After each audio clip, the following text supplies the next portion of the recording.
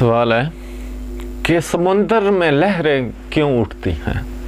समुद्रों की जो लहरें होती हैं वो क्यों उठती हैं, कभी कभार तो बहुत ऊंची निकल जाती हैं। ये क्या वजह, क्या इसकी वजह ज़मीन का घूमना है? दरअसल ऐसा नहीं है। चांद और सूरज की जो ग्रेविटी है उसकी वजह से समुद्रों में जो लहरें उठती हैं। इसकी वजह ये होती है कि ज़मीन जो अपने बैलेंस पे खड़ी है, अपने बैलेंस पे खड़ी है। वैसे ये तो मदार में घूम रही है ना, लेकिन ये अपने बैलेंस पर मुकर्रर है ना, जो इधर उधर नहीं जा रही, वो एक बैलेंस के ऊपर है।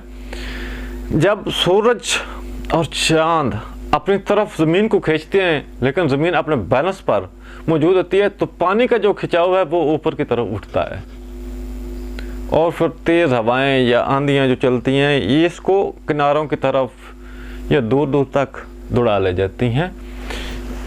आपका सवाल इतना ही था कि समुद्रों में लहरें क्यों उठती हैं, क्यों आती हैं। इसकी वजह ये इसकी ग्रेविटी है।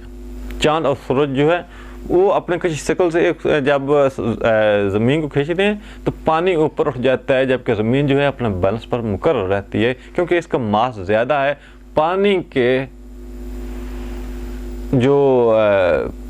पानी की निस्बत ज़मीन का जो मास है, वज़न है, वो ज़्यादा है, इसलिए पानी जो उसकी लहरें उठ जाती हैं। और